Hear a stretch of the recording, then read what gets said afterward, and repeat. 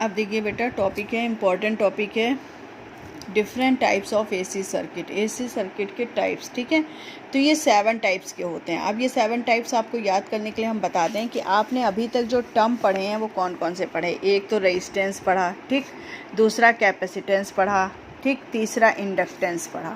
3 आपने पढ़े हैं, ठीक है। रेजिस्टेंस करंट को कंट्रोल करता है, कैपेसिटेंस करंट को स्टोर करता है, और इंडक्टेंस क्या करता है, एज अ रेजिस्टेंस वर्क करता है। ओके, अब देखिए इन तीनों के कॉम्बिनेशन से ही हम 7 टाइप के सर्किट पढ़ेंगे। पहला सर्किट हमारा आर सर्किट होगा कि सर्किट में केवल क्या होगा, रेजिस्टेंस होगा। दूसरा केवल सी सर्किट होगा, केवल कैपेसिटेंस का। तीसरा केवल एल सर्किट होगा, केवल इंडक्टेंस का, ठीक।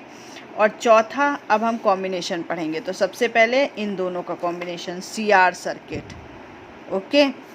पांचवा क्या हो गया, ये एल आर सर्किट, ठीक, एल आर सर्किट। छठा एल सी सर्किट, ओके। और सातवां एल सी आर सर्किट। ये 7 सर्किट्स होते हैं, इन तीनों के कॉम्बिनेशन से ही बनते हैं, यही अल्टरनेटिंग सर्किट कहलाते हैं। तो अब हम देखते हैं इसमें सबसे पहले हम आर सर्किट की अगर बात करें, ठीक। अल्टरनेटिंग है इसलिए वोल्टेज इनका कैसे होगा, V = V0 sin ω t होगा, ओके। और करंट के लिए equation I = I0 sin ω t होगी, ठीक। इन सर्किट को पढ़ने से पहले एक बात और ध्यान रखिएगा, इन सर्किट में हम 2 तरीके के डायग्राम पढ़ेंगे। एक तो डायग्राम हम इस तरीके का पढ़ेंगे, तो ये तो हमारा वेव डायग्राम कहलाता है, ठीक है। और दूसरा जो है एक हम इस तरीके का डायग्राम पढ़ेंगे जो वेक्टर फॉर्म में होगा। कैसा होगा हमारा, वेक्टर फॉर्म में होगा, इस तरीके का, ठीक, इस तरह से होगा। कभी ये नीचे की तरफ होगा, इस तरह के वेक्टर फॉर्म में होगा। तो ये हमारा कहलाता है फेजर्स डायग्राम। क्या कहलाता है, फेजर्स डायग्राम, ठीक। और ये हमारे फेजर्स कहलाते हैं, ओके। तो अब हम सर्किट्स पे आते हैं।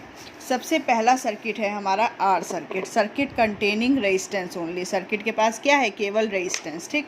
तो देखिए इसमें ये हमारा अल्टरनेटिंग, ये जो सिंबल होता है ये अल्टरनेटिंग सर्किट का होता है, अल्टरनेटिंग वोल्टेज का होता है, ओके। ध्यान रखिएगा, कहीं पर अगर इस तरह का सिंबल बना है तो मतलब ये अल्टरनेटिंग वोल्टेज को रिप्रेजेंट कर रहा है। तो ये अल्टरनेटिंग वोल्टेज होता कितना है, V = V0 sin ω t, ठीक। और इस सर्किट में केवल एक रेजिस्टेंस R जुड़ा हुआ है, ओके।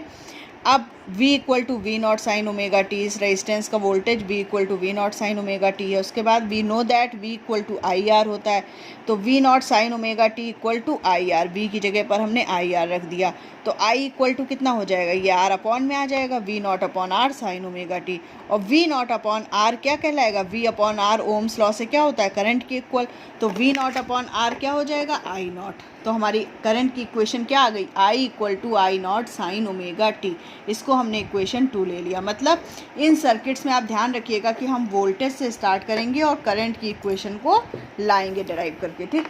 फिर from equation 1 and 2 shows that in a pure resistor the current I is always in phase with the applied voltage, है ना।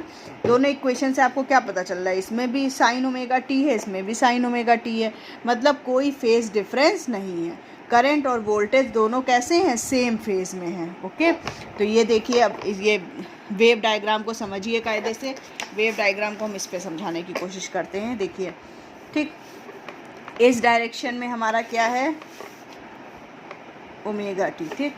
और इसमें देखिए ये इस तरह से चलता है हमारा, ये देखिए ये हमारा आ गया V वोल्टेज, है ना। ये मैक्सिमम वैल्यू है इसलिए V0, यहाँ पर मैक्सिमम होता है ना, तो ये V0 हो गया। अब जो करंट का डायग्राम है वो भी इसके साथ साथ चलेगा क्योंकि दोनों सेम फेज में है भाई। V = V0 sin ω t है और I = I0 sin ω t है, मतलब कि दोनों की सेम फेज है ना। तो V0 यहाँ पर, तो यानी I0 भी हमारा ऐसे ही रहेगा। ये देखिए दोनों कहाँ चल रहे हैं, साथ ही साथ। जब ये मैक्सिमम तब करंट भी मैक्सिमम, है ना। जब ये मिनिमम वोल्टेज तो हमारी करंट भी मिनिमम, यानी दोनों सेम फेज में है, ओके। अब इसका वो डायग्राम देखिए, फेज़र डायग्राम हम कैसे बनाएंगे। देखिए इस तरह से जाएगा, यहाँ पर हमारा मान लीजिए ये V0 है, ठीक, ये V है हमारा, और ये हमारा I0, ओके। तो ये देखिए ये ω t इसका एंगल हो जाएगा। ये हमारा हो गया फेज़र डायग्राम। दोनों क्या है, सेम फेज़ में, एक ही लाइन पे दोनों दिख रहे हैं, तो इसके मतलब ये V0 और I0 करंट और वोल्टेज दोनों सेम फेज़ में हैं। ओके, ये देखिए फेज़र डायग्राम। ओके, ये हो गया रेजिस्टेंस की बात। अब दूसरा सर्किट है हमारा सर्किट कंटेनिंग इंडक्टेंस ओनली। अब सर्किट में क्या है, केवल इंडक्टेंस मतलब L है ना, तो ये अल्टरनेटिंग वोल्टेज अल्टरनेटिंग है V equal to V0 sine omega T, और इसमें जुड़ा हुआ है केवल इंडक्टेंस। ओके, ये L। ठीक, तो हम जानते हैं V equal to V0 sine omega T हमें दिया गया है।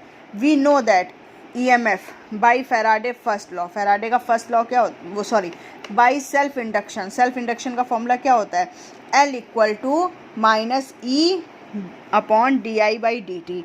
तो यहाँ से E इक्वल टू कितना हो जाएगा, L D I by D T हो जाएगा, है ना।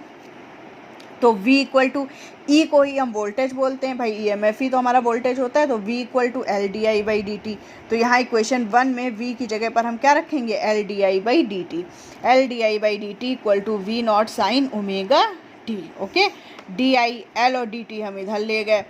तो अब ये डी आई छोटी करंट है, पूरी करंट के लिए हम क्या करेंगे, इसका इंटीग्रेशन कर देंगे। इंटीग्रेशन करेंगे तो D I integration of D I और V0 अपॉन L बाहर ले आएंगे, integration of sine omega T D T हो जाएगा। तो I equal to V0 upon L sine omega T का क्या हो जाएगा, माइनस कॉस ओमेगा टी, और ओमेगा टी का 1 अपॉन ओमेगा।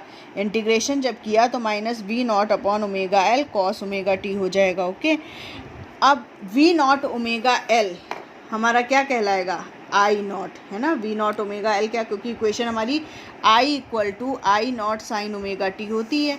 ठीक, तो I0 की जगह पर हम क्या लिख सकते हैं, V0 अपॉन ओमेगा L। तो देखिए V0 ओमेगा L साइन, अब देखिए यहाँ पर आया है cos omega T, V0 upon omega L cos omega T आया है। कॉस ओमेगा टी को हम क्या लिख सकते हैं, साइन 90 माइनस ओमेगा टी लिखा जा सकता है भाई। Sine 90 minus theta equal to cos theta, तो sine 90 minus omega T. Minus हमने बाहर कॉमन ले लिया तो माइनस माइनस हमारा प्लस हो जाएगा, तो हो जाएगा omega T minus pi by 2 हो जाएगा। और V0 अपॉन ओमेगा L को हम लिख सकते हैं I0। तो इक्वेशन करंट की आ जाएगी I equal to I0 sine omega T minus pi by 2, equation 2। अब देखो वोल्टेज और करंट की इक्वेशन में हम देख रहे हैं कि पाई बाई 2 एक्स्ट्रा आया है ना, माइनस पाई बाई 2 आया है। मतलब कि from equation 1 and 2 shows that in a pure inductor the current lags behind the voltage by a phase angle of 90. This means that when voltage is maximum the current is 0 and vice versa. भाई देखिए inductor वाले case में V equal to आया है V0 sine omega T, ठीक, और I equal to आया है I0 sine omega T minus pi by 2। मतलब करंट जो है वो वोल्टेज से 90 डिग्री पीछे है, लैग कर रही है, माइनस है ना इसलिए लैग कर रही है। तो अब इसका डायग्राम कैसे बनेगा, ये तो हमारा वोल्टेज का डायग्राम हो गया, वेव डायग्राम है ना। अब करंट क्या है, 90 डिग्री पीछे चल रही है। 90 डिग्री पीछे का मतलब जब हमारा वोल्टेज मैक्सिमम है तो करंट हमारी जीरो है ना। और जब हमारी करंट जीरो है तो जब हमारा वोल्टेज जीरो है तो करंट हमारी क्या होगी, मैक्सिमम। मतलब ये डायग्राम चलेगा हमारा, ये देखिए, ठीक। देखिए यहाँ पर ये क्या होगी, मैक्सिमम, तो यहाँ वोल्टेज जीरो। अब यहाँ पर ये क्या हो गया, मैक्सिमम, तो यहाँ करंट जीरो, ठीक। यहाँ पर ये जीरो वोल्टेज तो करंट हमारी मैक्सिमम। यहाँ पर देखिए ये वोल्टेज हमारा मैक्सिमम तो करंट हमारी जीरो, यानी कि 90 डिग्री का क्या आ गया, फेज़ डिफरेंस।